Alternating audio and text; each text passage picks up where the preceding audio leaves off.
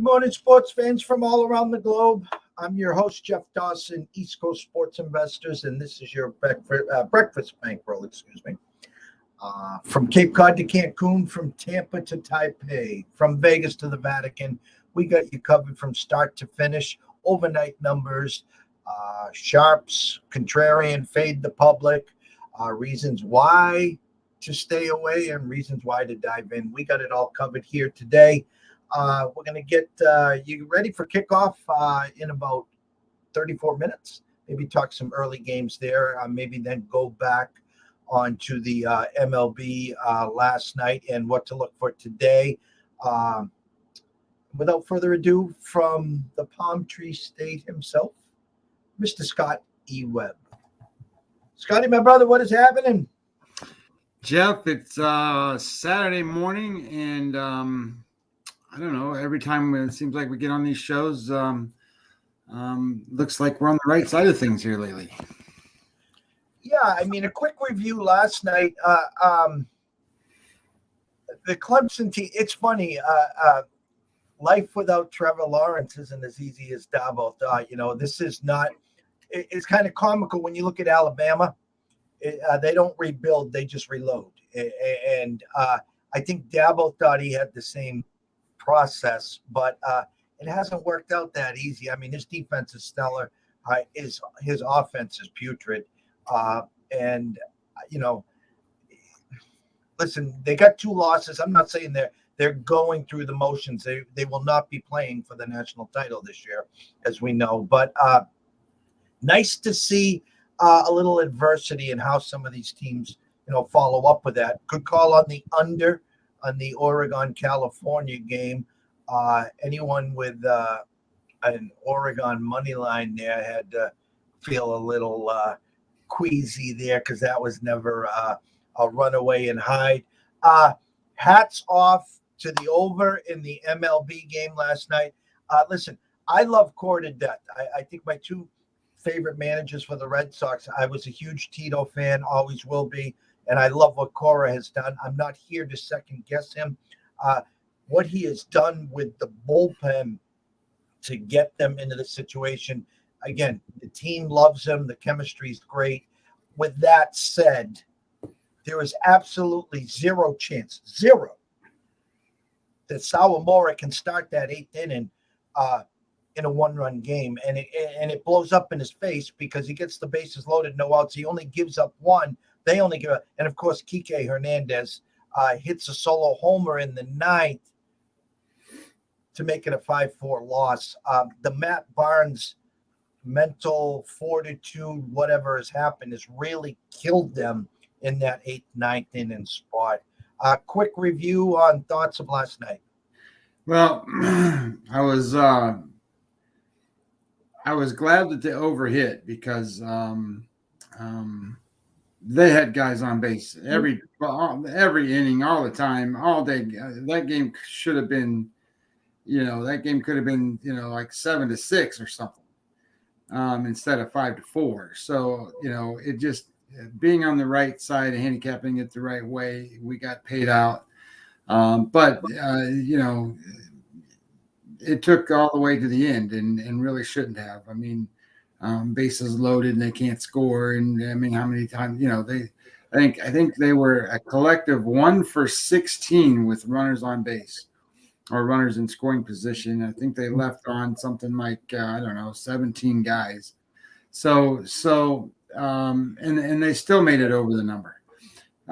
So that was something that, man, I was going to be on the show today and be going, man, but I didn't have to. So they hit the home run at the end and made it go over. And then, we talked about that Clemson game and, all the hype, right? So this is a good food for thought kind of way to handicap games.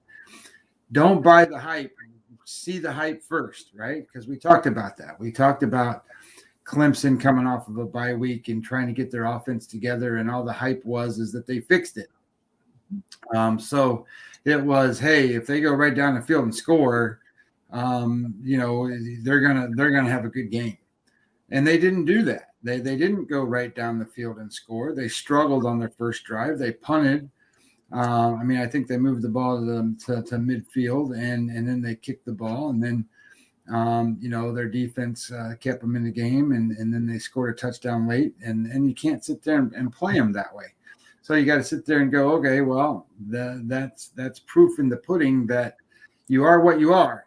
You're not what you are believed to be based off of what the thoughts are going into a bye week. So the bye week helped on the other side. We talked about the Oregon game and how the bye week was going to help the defenses. And there you go. We got a pretty good under on that game, relatively comfortable. So, that's kind of how it works. You gotta really think about what you're doing and put the stuff together. And if your numbers make sense, try to find other reasons to support it. And you brought up something that I want to go over quickly here. I always say here at ECSI, are you buying the sizzle or are you buying the steak? And I always talk about Saturday mornings and game day with Kirk and the boys. They get to one of these stadiums and the place is rocking, and they have the bear here with his board. And I think a lot of people, the public and the degens, get caught up in this stuff. You see a lot of steam movements at noon. Half the guys run into the windows, or half the guys waking up in the morning are still hungover. They got blasted yesterday in the games. They're down for the week. So it's noon and they run to that window. And I always say this: how many times you've been at a casino or a racetrack and you saw someone run to the window right before post or right before kickoff and go, give me this, give me this, give me this. And then how many times you see that guy coming back to cash that ticket? 1%, 2%? He never does. So you need to take a step back. You need to process everything. You're over yesterday, a perfect example. Again, if Kiki doesn't hit the homer and it stays under, again, I would have been the first person that said right side, wrong result. And that happens a lot in our business because that game should have went flying over. And I think I posted it on Twitter last night on the timeline. I don't think my stomach can handle 6 or 7 of these games. Every pitch, every batter is like an inning. And I'll be the first one to say this. Evaldi starts today. They open up the game at 128, and the money is just pouring in on the Sox. Why? Because everyone is assuming a split. Okay? I pumped the brakes right there. Okay? This is the Houston Astros here. Okay? They can score in bunches just like the Red Sox. That Sox crooked number was gifted. Those 2 runs was gifted on an Altuve error. Not that they didn't have chances. My point is, this could be a long series, or this could get ugly here. The Sox aren't guaranteed to win today just because Evaldi's on the mound. And so pump the brakes here. And the other thing with the MLB, I know we're going to talk football here. We talked about the Dodgers minus 210 in the series. The Braves' best pitcher is going today with Fried. He's been their best pitcher. Yet the Dodgers are minus 125, and they haven't even announced the starter yet. So an emotional letdown, I would actually say, for the Dodgers. If the Braves are going to win 8 games, it's got to be today, yet they're dogs. But anyways, we wanted to talk some football here. I'm going to bring up the Bible. I got Don Best here. It looks like a NASA war zone here, but I want everyone to see it, and I want everyone to hear what you're looking at early, and we'll go from there, Scotty. No worries. All right, there you go, sir. Well, let's just kind of look at it from a perspective of time starts, because what are we, 11:35 games? We got games that start at noon, and I'm looking at 2 of them. Let me flip my switch back over to where I'm at on my other thing here. I'm looking at the first game is what is it, 131, 132. It's Michigan State and Indiana.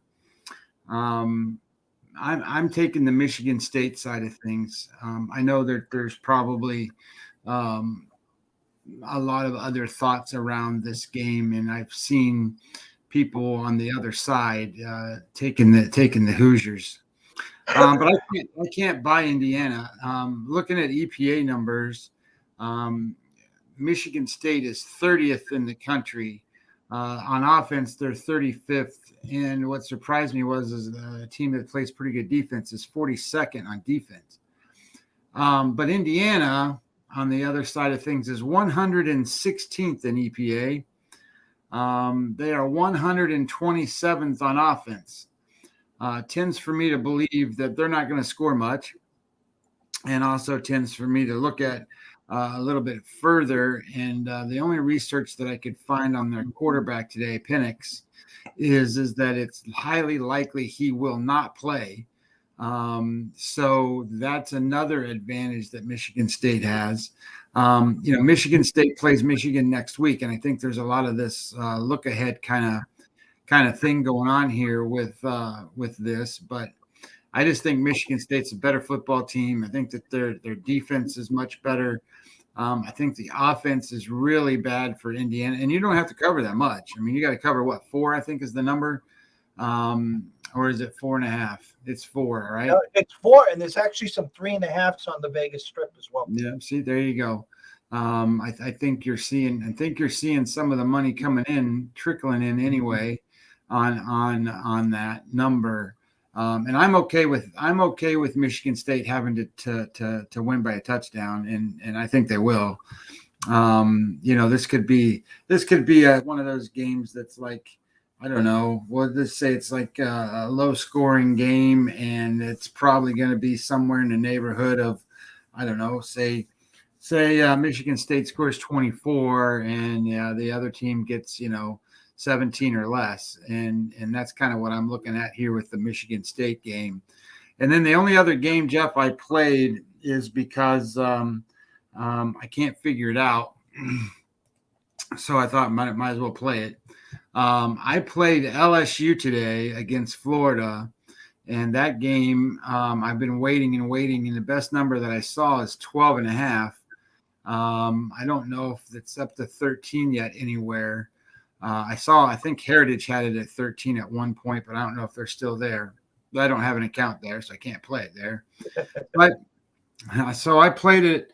I played LSU plus the 12.5, and the reason I did that is looking at this game. Sure, Florida's a better football team, but Florida ranks 7th in EPA total, and LSU ranks 31st. And offensively, Florida ranks 10th, and LSU ranks 11th. LSU can throw the football; they can't run. The defensive side is where this game changes, but I just think that that 12.5 is too many points. My numbers really show that it should be more like a touchdown. So I'm getting well over a touchdown. I like that play. I like the idea that I'm going against the grain. I like the idea too. And one of these little tricks that I kind of look at is in all the bets, you can look at the percentage of the dollars that are coming in, and it looks to me like Florida's getting about 78 to 80% of the money. Is that what you see? Yes. If it's that high, I like to go against that grain, especially if it's 80 or above. And I like to take the other side. And that's where I'm going with the LSU today. So I've got those two plays, and I scratched Nebraska. I had Nebraska, and I'm like, you know what, some doesn't smell right to me there. So I'm just going to leave it alone. My numbers and everything show that Nebraska is the better football team. They've got a better offense. The defenses are about the same, but Minnesota doesn't have much of a offense at all. And this is a game on the road, and I don't know. I just think something seems wrong here. So I'm just going to leave that one alone. And those were the only games that I played here at noon. I'll piggyback the Florida LSU. Yeah, you're getting a 70% bets, 82% money. That number opened at 9 and a hook and is all the way up to 12.5. There's a 12 right now. It's circa. So again, kind of a tough spot. you cross 10, even 11, and now you're up to that 12 and a half, 13. It hasn't cracked 13 yet, but you're in no man's land there. I'm going to go back to the Nebraska game because everyone listening here want to explain what we did on that game here. If you look at Nebraska and Minnesota here, the game opened up at 2.5. It's at 4.5. I even saw a 5 somewhere. I got a 5 at Caesars right now. But when you take it a step further, Scotty, the first half line is Nebraska -3.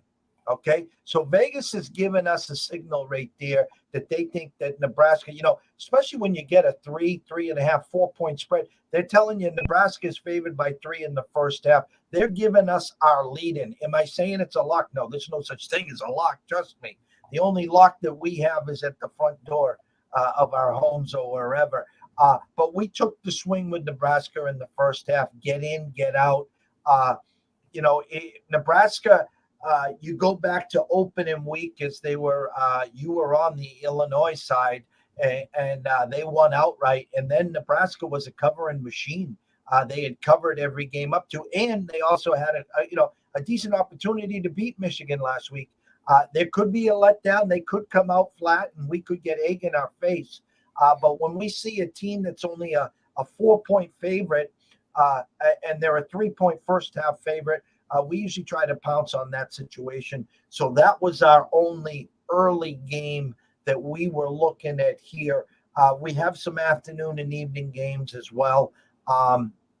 So anyone questions or whatever want to send us out to break down, that's fine. But what I wanted to ask you here, Scotty, is I'm going to go back because the game starts at 3:30. What do you have, for numbers? What are you seeing? Again, Vegas is, listen, if they wanted Houston money, right, they would have opened this game up as a pick. They would have opened up even the Sox maybe -105 or something to get some Houston juice. They opened up at 128, and I know all Red Sox ticket guys here are saying, well, our goal was to get a split, and this is what we're going to do. We're going to get that split. But we're an opening number guy, and listen, the Sox are no lock today to get that split. No, I kind of looking at this game and looking at Evaldi. Evaldi doesn't do that well against the Astros. Their batters have a weighted on-base percentage of 411, and the average number in that area is going to be 330. So they're well above the average, and their ISO rate's 253. So the average number in there is going to be around 170 or so. So they're well above on all of that. The batting average is 329 against them. They faced them 79 at-bats and 26 hits against them in those 79 at-bats, 8 of them being doubles, 4 of them being home runs. Altuve has 3 of those home runs.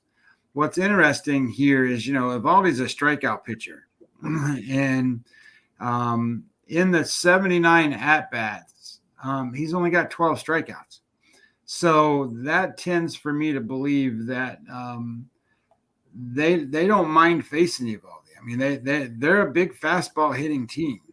Their problem is curveballs and slow stuff. So I don't think you're going to see the Houston Astros do anything different than what they did yesterday. And honestly, I think that this is one of those situations where these teams are going to hit. We talked about it. I mean, I think you could almost bet the over in every single one of these games. That they're going to hit. And Luis Garcia is one of these guys that is a pitcher for obviously the Astros, but he's one of the guys too, Jeff, that they only have the Astros. They only have one guy who is I think you've heard me say CSW before, and CFW is a stat that is now something that I like to look at. CSW means called strikes plus whiffs. So it tells you whether or not the guy's going to be able to keep balls from being in play or not. And they have one guy who is over 30%, and 30% is the number that is more dominant. 30% is the number that makes it so that it's very likely that you're going to get a lot of strikeouts and stuff. And that's Lance McCullers, and he's not even going to pitch. So all the other Astros pitchers are in the 20s. Obviously, 20s and low 20s would be a bad number. Greinke's at 26, one of the lower numbers. Odorizzi's at 23, again, another lower number. Garcia's at 29, so that's a bigger number for him. But where his numbers kind of subside is he gets swing and misses. He's the best swing and miss guy on their team, but he doesn't get many called strikes. So that means that in theory, the pitches are identified and the batters aren't necessarily swinging at balls that they're not supposed to swing at. He's not getting called strikes. So if you're not getting called strikes, then you got to throw the ball in the strike zone. And with what's going on right now, the way these teams are playing offense, I still don't think that this is going to be one of those games where you have a dynamic pitching matchup. This is as close to an ace that they're going to see on the Boston side of things, meaning that Houston's facing their ace, so to speak. And kind of relating back to last night, I was a little bit surprised that Sale, they took Sale out when they did. I knew he was struggling a little bit, but I mean, he was still throwing hard. He wasn't performing terribly. He was getting out of jams all the time. But he only pitched 2 2/3 innings. This is going to be whoever you got. Let's throw them in there and let's see what kind of they're going to want to get 6 or 7 innings out of Eovaldi today. I'm not sure that's going to happen. I think that would be a hard thing to have happen in this scenario, I think. So these offenses are top notch and they're hitting. And they're going to wear that game yesterday. Jeff was 4 hours and I don't know how many minutes. And I think you're going to see these games all be that way. And I think that's all because the offenses are going to put pressure on them all the way through. And it doesn't matter. I mean, I was surprised. The only thing that surprised me yesterday was the kid that pitched for the Astros, Christian Javier, and how well he did, because he kind of held him in there for a little while, and then I don't know. I look at it like this. I think the balls are going to be put in play. Both teams are batting close to 300 in the playoffs. I think that you're going to have, again, a lot of offense, and I think that you're going to run into another game that's going to be 5-4 or something like that. And listen, again, I'm not one of these guys that jump on refs, umps, anything like that. But I will go back to, Sale and his problems. Again, going back to his inning start against the Rays to where he was yesterday. Again, as I put on my timeline on Twitter, to all the haters out there bitching, yelling, screaming about Chris Sale, listen, he could have waved the white flag. He didn't have to come back this year. He's coming off Tommy John. He could have came back next spring. Okay. So as he even said, he's working out the kinks. He hadn't pitched in a year. Okay. So he gets you an inning against Tampa. He gets you 2 1/3 against Houston. That's less outs that you got to get from the bullpen. But where I'm going to go here, where I'm a little salty, is he had strike 3 against Alvarez on the outside corner. The ump didn't call it. Then Alvarez gets the sac fly, and Houston gets that first run. And then 2 innings later, the umpire decides to open up the outside corner, and he calls strike 2 and strike 3 on Martinez. And Martinez is still shaking his head 24 hours later. So there was some inconsistencies, I think, with the home plate umpire last night. And the real problem right now with Sale is his confidence and command with his changeup. And I think we're going to see game 5 or 4, whenever it is, at Fenway. The crowd getting behind him, he might be a little more amped up, and hopefully he can maybe get us to the 4th and 5th inning. But I'm leery. I'm not. Listen, I'm holding a Red Sox plus 125 series play. It might, we lost game 1 to Tampa.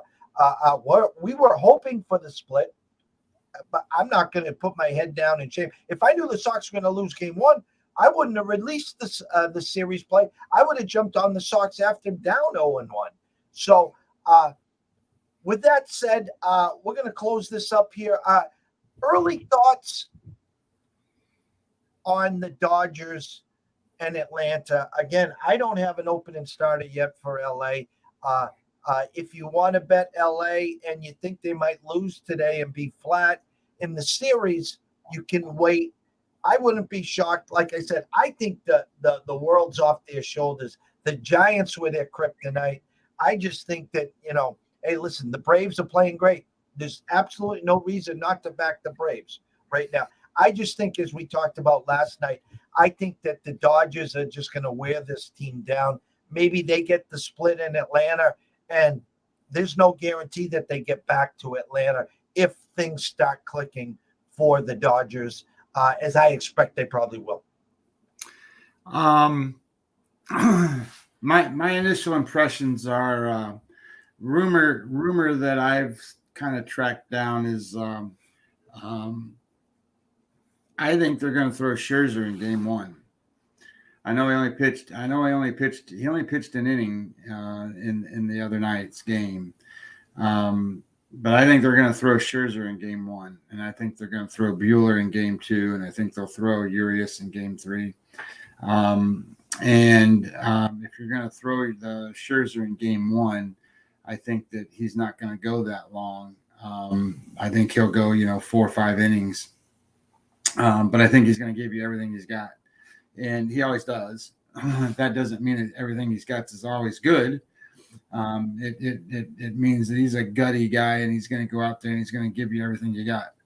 I think if you're going to play the Braves at any point in time, it's today, and then put them back in your pocket and don't play them anymore, because I don't think they're going to win against the Dodgers after today.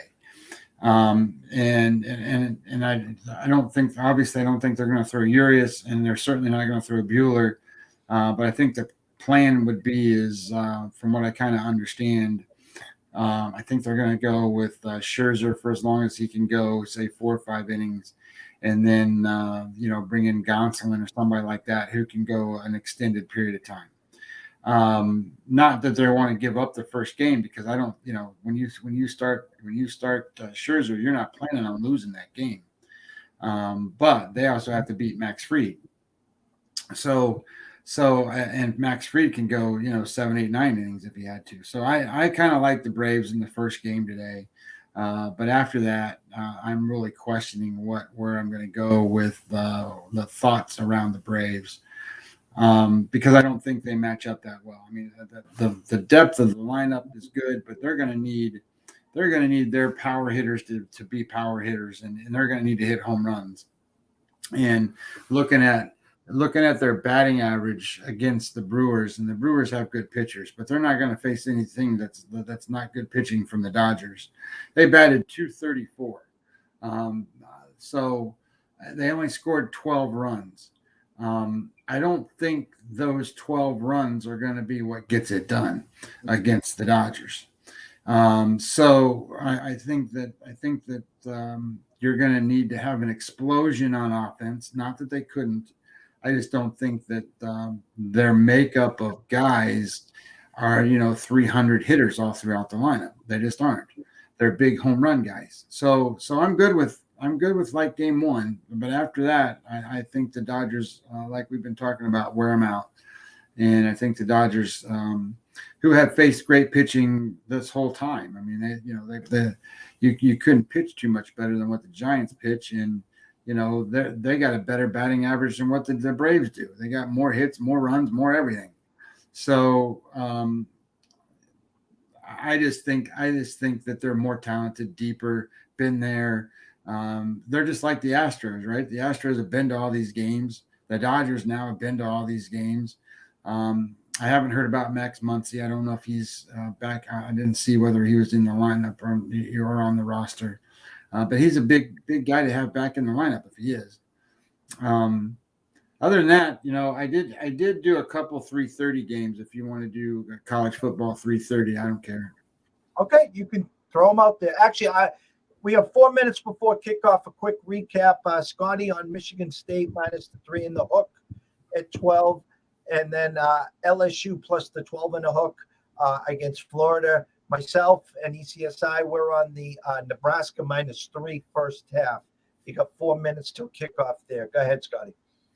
Yeah, I can't get off of this game, and I've been trying to get off of this game, and I don't know how to get off of this game, so I'm going to play it. And I already did.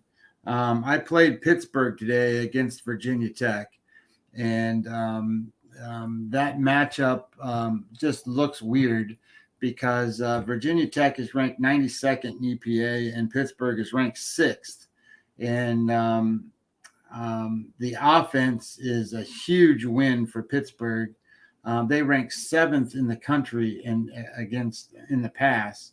Now, Virginia Tech can defend the pass a little bit, but Virginia Tech's offense ranks 95th, and the defense for Pittsburgh ranks 15th. So the way I see it is this is a slugfest that the offense for Pittsburgh is going to have to find a way to score points, and they will.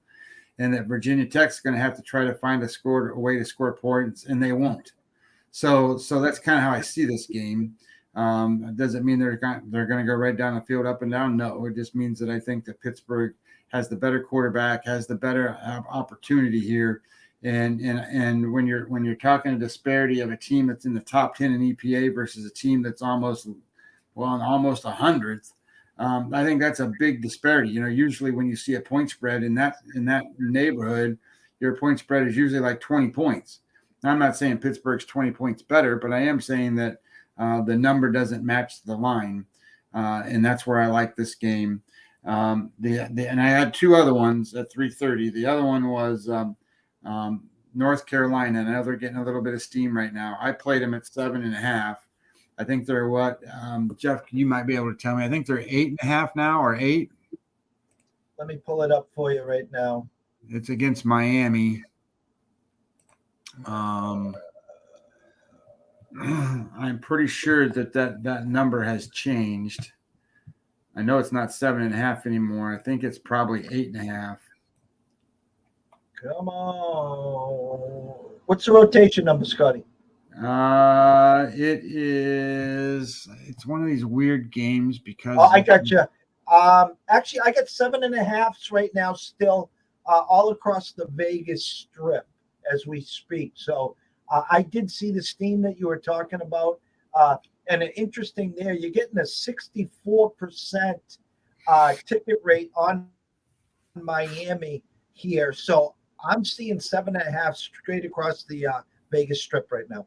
Yeah, I'm good with that play because I can't get her. I don't think King is playing for Miami, and then their backup quarterback isn't playing either. So they're down to their 3rd string quarterback, and Miami on defense ranks 100, and that's not very good. In their offense, they can't move the ball. And North Carolina has recruited good players. They just haven't played real well this year. But they rank 50th in EPA, and they're 42nd in offense. So it's kind of a mismatch that way, and it's a home game for them. So I like North Carolina. I like Pittsburgh, and the other one, Jeff, that I can't get off of, and you're probably going to kick me in the shins for. But I'm playing Purdue today. Is Breeze quarterbacking? Yeah, I know, right?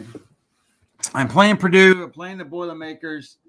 Purdue plays Iowa, and that's one of these games that, holy cow, why are you doing this? And I've seen, just looking around the internet and all that stuff, and I've got so many people showing big numbers for Iowa and all that stuff. But Iowa ranks 65th in EPA.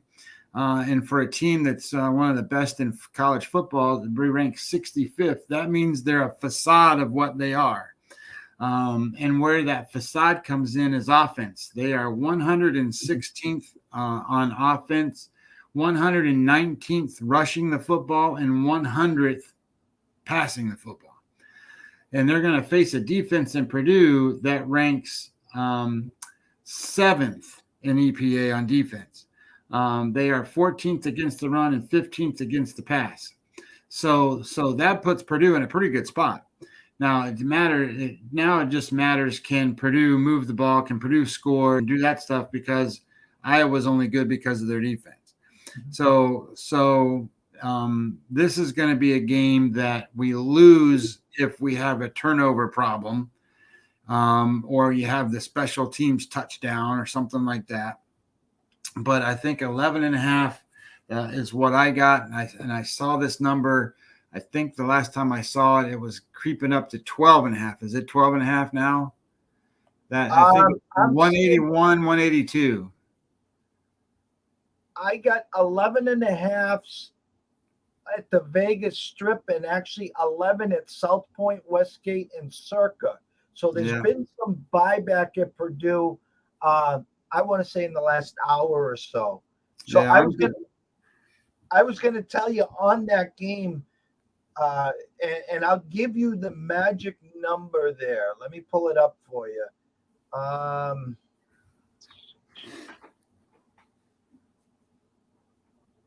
Team totals: Iowa 27.5, juiced under 120. Purdue 14.5, juiced under 125. So I'll give you my inkling there. Is that they're pounding everyone and giving them the carrot to run to the window, that Purdue gets to 14 or less. Usually when we see the 14.5 juiced under, that Purdue's going to get to 17 for you. And I think 17 or more is your magic number today. If they get to those numbers, you're definitely going to cover that game.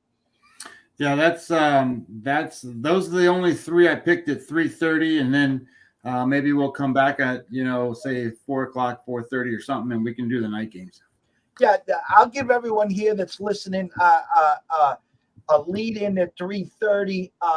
A game locally for us, NC State at Boston College.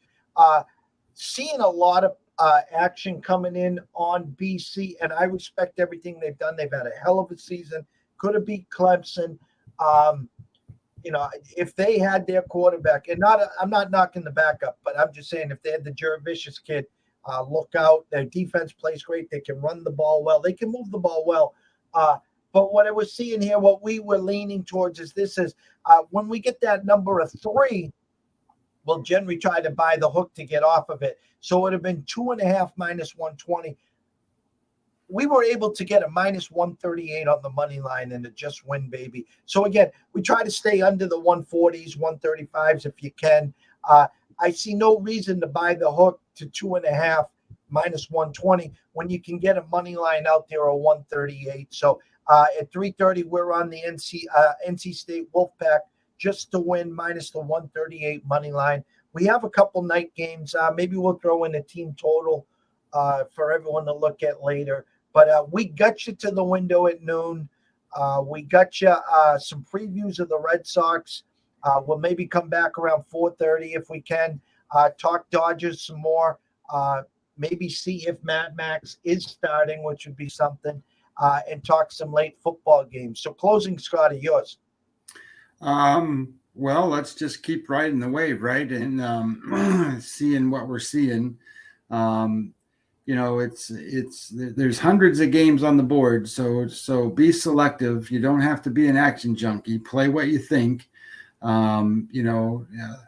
Manage your bankroll by time slot if you want to. Do whatever you need to do, but just stay within your means, because once today's over, there's NFL tomorrow. So it just keeps rolling. So one of these days we're going to start talking about hockey and doing some other stuff. So as we get going here, you're going to have to time slot your stuff, and you're going to have to kind of make sure you don't run out of cash because you're playing every Dick and Harry's play.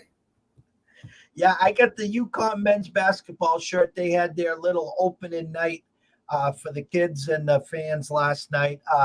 Kind of works out nice. Season ticket holder, expecting big things from them. November 9th, their home opener on my birthday. And so it kind of works out great. So we'll be out there at stores for that. And as you said, I mean, 'tis the season. You got MLB, the Final Four. We got NCAAF. We got the NFL. We got hockey, NBA right around the corner. And then the kids jump in on the hardwood at the start of November. So a great time to jump on board. Again, we're here to educate, not entertain. We do crack a few jokes. If you laugh, thank you so much. But we try to keep you guys in line to what's going on in the market, and try to just keep you here. So you're here day to day, week to week, month to month. So you'll be here January 1st, 2022 and beyond. So from myself, Jeff Dawson, East Coast Sports Investors at EC Sports Invest on Twitter, Scotty Webb at Web20MLB on Twitter. Always remember this: when you're wagering and investing today, wager with your head, not your heart. If you have a problem, pick up that phone. There's an 800 number. There's people that care. And stay in your lanes, please. And myself and Scotty hope to see you around 4:30 today.